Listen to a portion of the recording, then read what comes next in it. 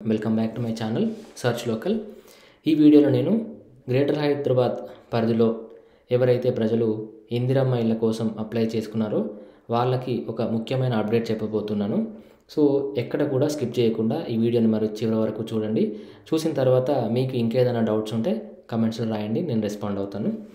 So ఈ బేసిక్గా ఈ అప్డేట్ ఏంటి అంటే, గ్రేటర్ హైదరాబాద్ పరిధిలో ఇందిరమ్మ ఇళ్ళ కోసం అని చెప్పేసి దాదాపుగా 10,66,000 మంది అప్లై చేసుకున్నారు.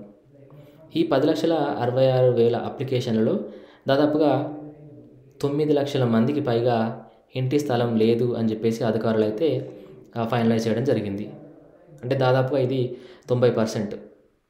సో వీళ్ళందరికీ మరి ఇందిరమ్మ ఇల్లు ఎలా ఇవ్వాలి అని చెప్పేసి అయితే ప్రభుత్వం ఆలోచిస్తున్నట్టుగా సమాచారం.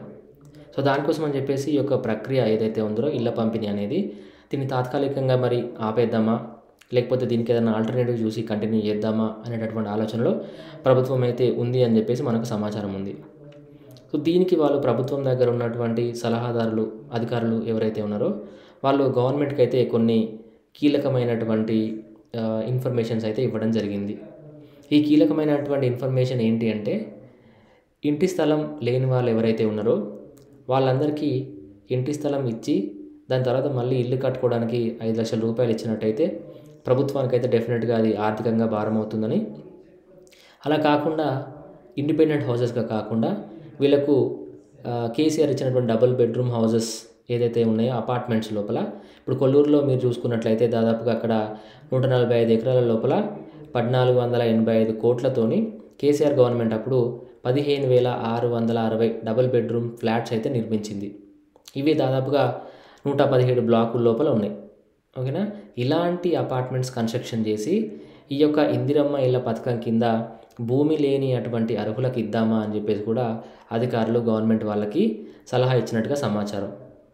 ఇలా కాకుండా మామూలుగా ఇప్పుడు గ్రేటర్ లోపల హౌసింగ్ బోర్డ్స్కి చాలా ప్రాంతాల లోపల స్థలాలు అయితే ఉన్నాయి.